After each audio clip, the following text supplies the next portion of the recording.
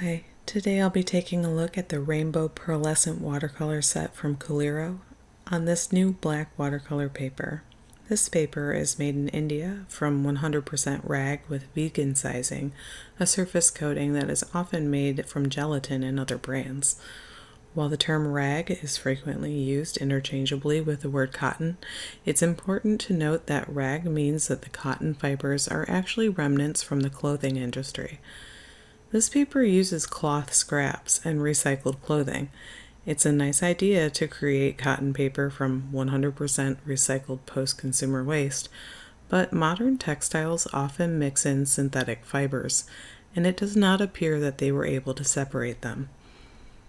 I noticed flecks of gold and blue threads in my paper, which were not easily dyed black like the rest of the sheet. The paper is very soft to the touch, a bit floppy, and overall easily bent. Tape adhesive or masking fluid will easily damage the surface layer. I could see this paper needing some delicate shipping and storage, since it can get crumpled so easily. Though it is remarkably tear resistant and thick. After crumpling up a piece of it, it felt a lot like cloth, and it was not really easily ripped apart. The surface handles water well with no major warping or damage from layering. It took a lot of scrubbing with a damp brush to start damaging the surface. This paper is their smooth surface option, but they also have a rough surface and round shape versions. This is an economical and a bit more earth-friendly option for practicing gouache or opaque watercolor techniques on a black surface. However, because of its quirks, I don't think it's a professional quality replacement for the Stonehenge Aqua Black watercolor paper by Legion. The Stonehenge paper is definitely more reliable with far less imperfections, but it's also more expensive. As a rough estimate for 5" by 7" sheets, you can only get about 30 sheets of the Stonehenge paper for about the same price as this 50-sheet pack. I'll put a link to both options and the other art supplies I used today in the description section if you want to check it out. This pearlescent mica-based watercolor set by Coliro is very opaque and looks best on dark papers. While swatching this rainbow set out, I noticed that a few of the colors have an unattractive dirty gray undertone when used diluted on white paper, though they are beautiful in mass tone with a nice pearl shine. These would look so pretty in a sketchbook where flipping through the pages would allow you to see the light hit them from different angles. I have a few sets from Coliro and Finetec, and this rainbow set is definitely not their most sparkly. It has a nice reflective shine though, like that of a pearl. The color intensity is gorgeous, and this is definitely a professional quality product. This brand is also one of the most overall Lightfast options compared to other colorful mica paints on the market.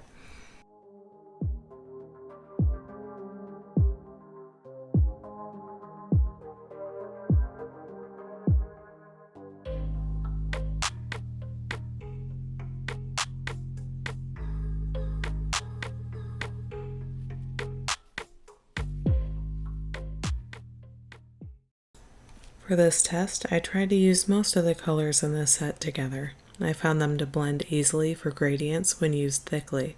Because of the black background, the paints diluted out to a beautiful, soft shimmer around the edges of the paper, with none of the gray undertones seen when used on white.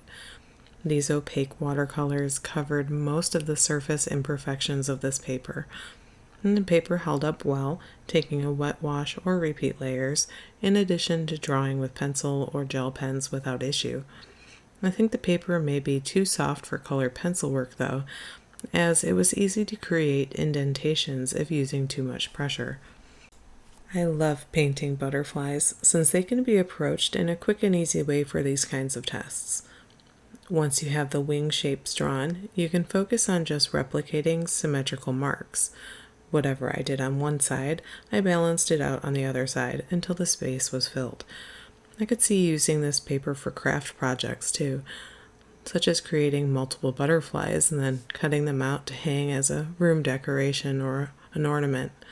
I'd love to hear your thoughts and feedback. Let me know in the comments below.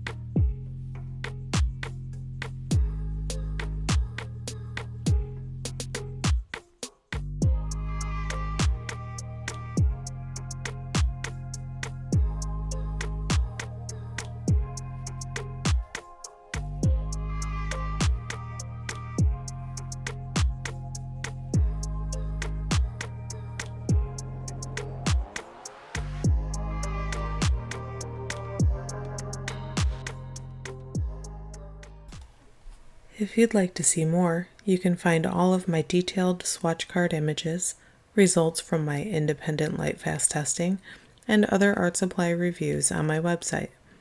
I'm currently building a huge pigment database where thousands of colors can be compared side by side with paint from other brands.